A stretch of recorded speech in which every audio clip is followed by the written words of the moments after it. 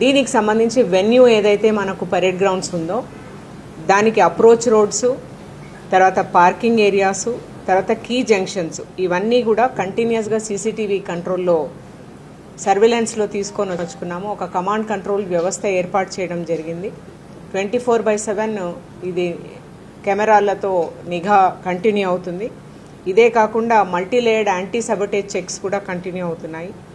అయితే దీంట్లో public entry మనము డెసిగ్నేటెడ్ గేట్స్ ఎక్కడి నుంచి అయితే పబ్లిక్ ఎంటర్ కావాలో మనము చాలా క్లియర్గా ఒక ట్రాఫిక్ అడ్వైజరీ ఇస్తున్నాము. దానికి సంబంధించి అదే